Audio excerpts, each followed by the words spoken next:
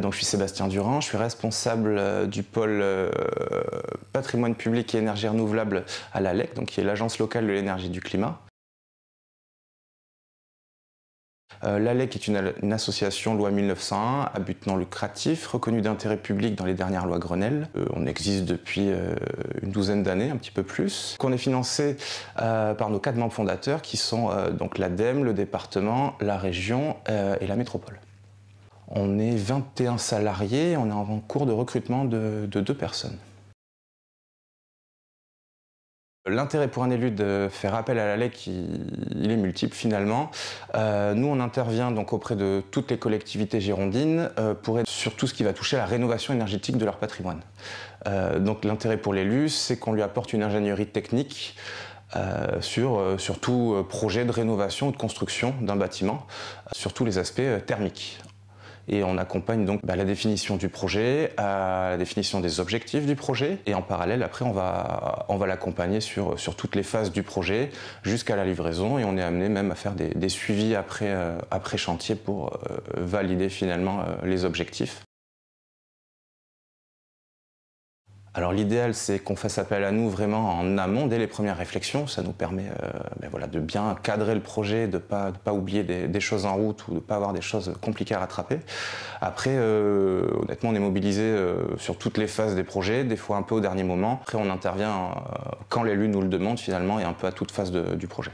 95%, on est sur des projets de rénovation. C'est surtout là qu'est notre intervention principale. Ouais. On collabore avec énormément de partenaires extérieurs puisqu'on est amené donc à travailler avec Gironde Ressources, les services du département, enfin tous les services de nos membres fondateurs donc, que je citais tout à l'heure, mais aussi avec donc, le CAUE, Gironde Ressources et la plupart des chambres consulaires, l'État, la préfecture, voilà, énormément finalement d'interlocuteurs externes. Alors notre cœur de cible, c'est effectivement les communes rurales, c'est ce pourquoi l'ALEC a été créée. C'était vraiment l'objectif initial de proposer aux collectivités qui n'ont pas les moyens humains ou financiers de se doter de services énergie tout simplement, de leur en proposer un qui soit partagé finalement et financé par les grandes institutions. Un qui peut être intéressant, c'est l'accompagnement qu'on a actuellement encore en cours avec la commune de Pomerol. Donc le projet consiste à une rénovation globale et énergétique, essentiellement énergétique, mais avec un remaniement aussi de quelques pièces du groupe scolaire, qui compte 2 classes, une garderie, un dortoir. Alors la dimension architecturale, je ne suis pas le mieux placé pour vous en parler, mais effectivement, moi, dans l'élaboration du projet, initialement, j'avais imaginé une isolation par l'extérieur. Effectivement, quand un architecte a été mandaté, lui a mis en garde la collectivité sur le fait que l'école datait des années 70, si je n'ai pas de bêtises, mais avait quand même un modèle architectural assez typique qui était de plus en plus détruit ou masqué et c'était pour le coup dommage. Donc le projet a été réorienté sur une isolation par l'intérieur pour conserver la façade telle qu'elle est. Les travaux devraient démarrer cet été. Les premières discussions entre la commune et l'ALEC, et c'est finalement ces discussions-là qui ont amené à la naissance du projet, datent de 2018.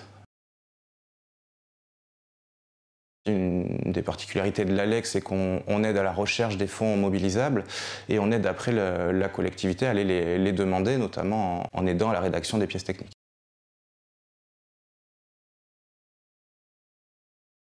Alors les freins qu'on peut rencontrer, c'est la connaissance des élus ou la méconnaissance des élus vis-à-vis de l'ALEC.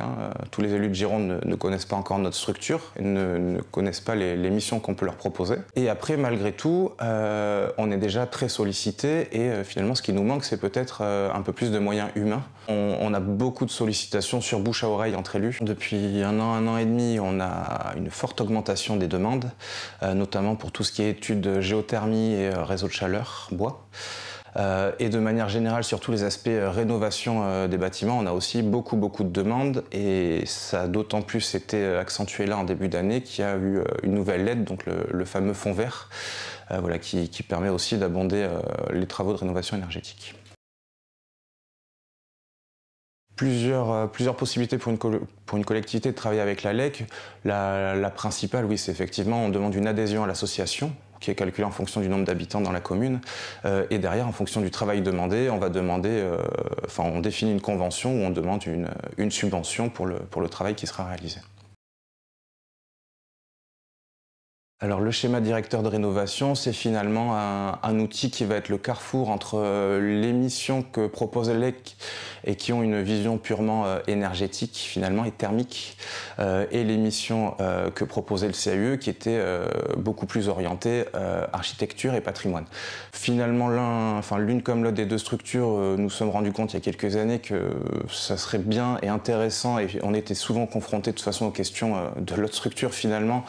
Donc voilà, l'idée est née de faire un partenariat, de créer un outil qui serve justement à identifier les évolutions architecturales qu'il est possible de mener dans un bâtiment, ou d'estimer la valeur patrimoniale avant d'éventuellement décider de se délaisser d'un bâtiment, d'estimer aussi finalement le gain et l'amélioration énergétique possible de ces bâtiments.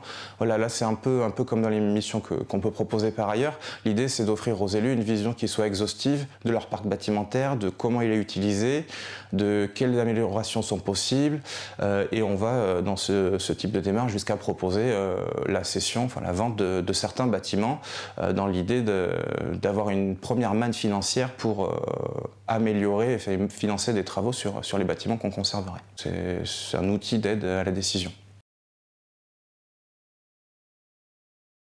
Les enjeux pour lesquels on est sollicité de plus en plus, c'est plutôt lié au confort d'été qu'au confort d'hiver, parce qu'effectivement isoler un bâtiment maintenant, tout le monde sait à peu près le faire et bien le faire, et les réglementations thermiques et énergétiques en vigueur permettent de faire ça très facilement.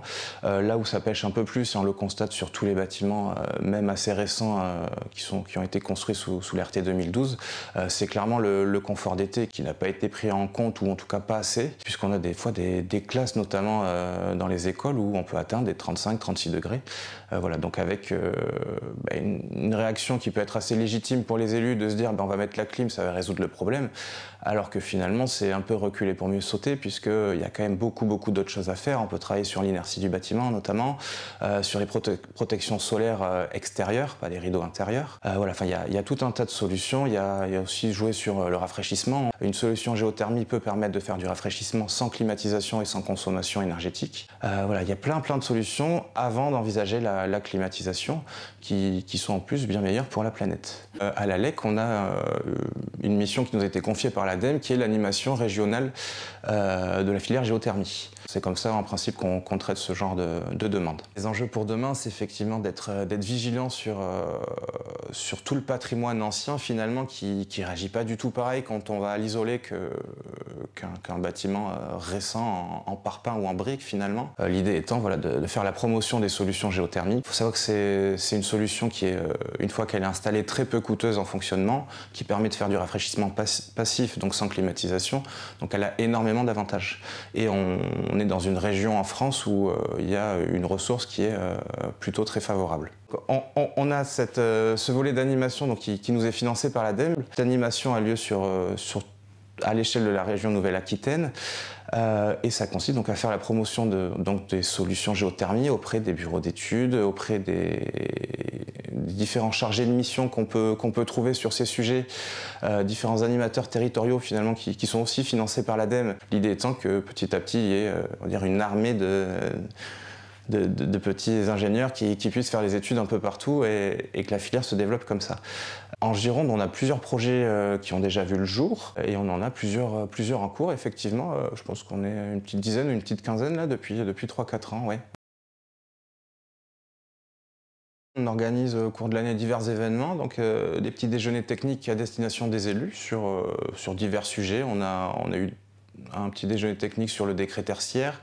On en a eu un là récemment suite à l'augmentation du prix des énergies, sur 10 actions simples à mettre en œuvre. Il y a tout un tas de sujets. On en a déjà fait sur la géothermie, sur le confort d'été. Et au-delà des petits déjeuners techniques, on peut faire aussi et on organise régulièrement des visites de sites. Donc visite d'un réseau de chaleur qui alimente une école, des logements, que ce soit biomasse ou géothermie, des installations de panneaux photovoltaïques. Et puis après, à la demande, on peut s'adapter. C'est assez varié, mais c'est aussi très intéressant.